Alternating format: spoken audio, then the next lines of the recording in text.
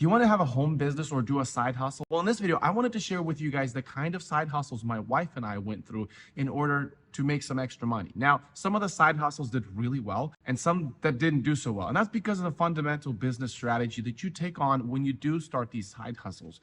As a father of two and being a husband, I know how much wasting time really sucks, and it's very valuable. And especially if you have little kiddos, that time you're never going to get back. So it's really important that you get something that actually brings you money. For those that don't know, I'm the owner of Tag Pup, one of the largest pet product stores on Etsy. Now, I didn't get there day one, and I had to go through a lot of side hustles to get to that place. Now, I used to do physical therapy. That was my 9-to-5 career. That wasn't enough because I was a sole provider, and that wasn't enough. And so my wife wanted to do some side gigs, side hustles when we just got married to make up the additional money that we needed at that time. So the first side hustles that I want to talk about that my wife started, and for the first 3, my wife was really doing the side hustles, and we were just trying to see what she can do because she used to be a barista down in Vancouver, Washington. The first side hustle that she tried to do was being an ambassador for cleaning products at home. So they are clean products. They're toxic free. They're just like natural ingredients, and she was an ambassador for that.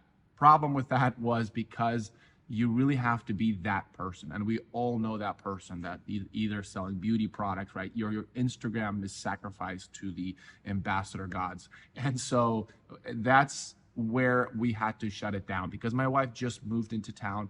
She needs to make friends, not lose them. And so what we decided to do, we decided to close that pretty quick because here's the problem with that business model. If your friends are the target market by these companies, you're going to run out of traffic. You're going to run out of people that would want to buy it. And 2, you're just going to be that annoying person. And so you need to be able to sell to a broader audience. You need to have a strategy on how you can acquire customers or how you can get that traffic that's not limited to your geography or your location. So essentially what companies want to do with ambassadors is just sell to your friends, and you being the fall guy or the fall girl for that model. The second one she tried to do was Uber Eats. Now this one was really nice in that it was really just side money. It wasn't anything that really we relied on. It was really just side money.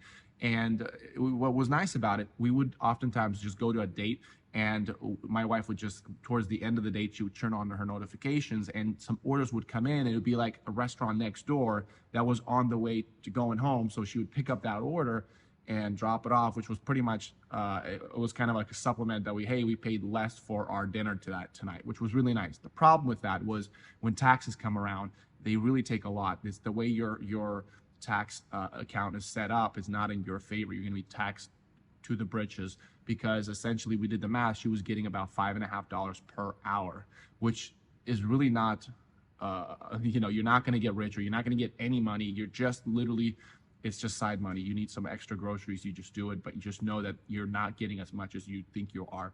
And then I decided to do some freelance graphic work. And this is where I stepped up to the plate to do side hustles. So I started my freelance graphic design pursuit. I actually set up a business license and started to offer my services. Because this was no overhead, this is just services, it was kind of nice because I can do it from home. And I got to a place where I was charging anywhere from $500 to $1,000 per logo or per graphic package. And that was really nice if I got a client. And because in our church, there was a lot of these small businesses, the word got around quick that Vlad was good at what he does. And so I started getting some project, which was kind of nice. It was about $500 to $1,000 per month.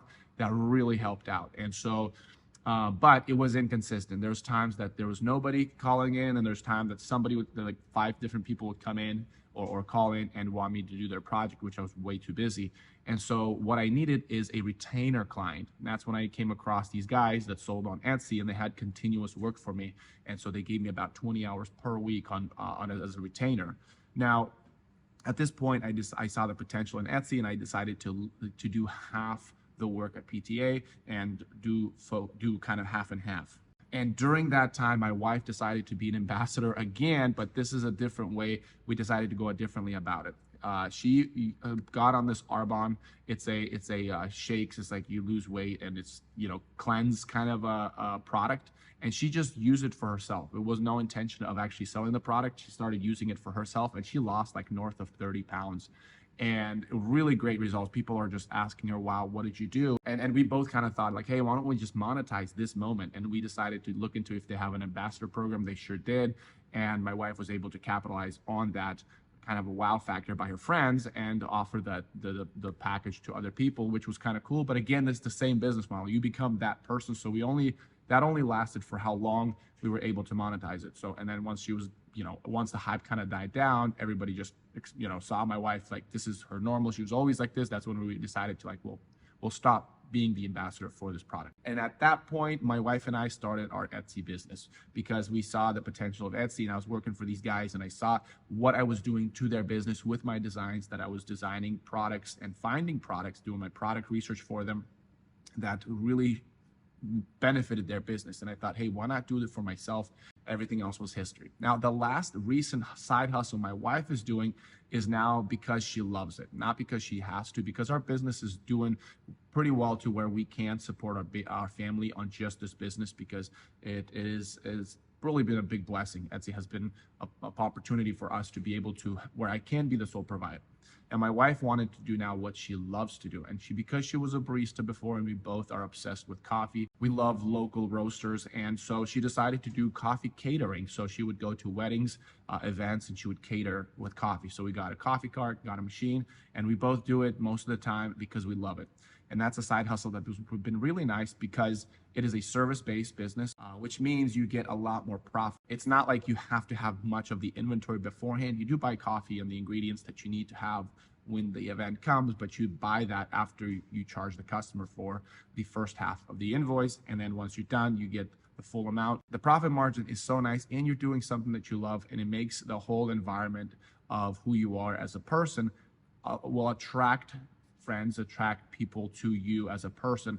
And I love her doing that because that is something she becomes a likable person. So if you are doing something like Uber Eats, just know that the overhead is much higher than you really realize. And two, when you are becoming an ambassador, or you're selling some kind of program, or maybe you're doing an affiliate program to where you have to target your friends, that's not a good business strategy because you are limited. There's going to be a cap, and you're just going to be that person that nags people about certain products. You need to have a strategy to where you can siphon volume of traffic on a consistent basis to create a consistent business. And that's what Etsy provided for me, because it allowed me to tap into the traffic to continually search for particular kinds of product, and me being able to satisfy those keywords allows me to tap into that traffic. And that's why I was able to build this big business. Now, just a quick reminder, my prices are going up by the end of the day on my step-by-step course. So make sure to check out the link in the description. And if you got the email, it's in your email. Now, if you want to start an Etsy business, you don't have much money, watch one of these videos. I do give you some tips you can do in order to make that business from home and really grow something.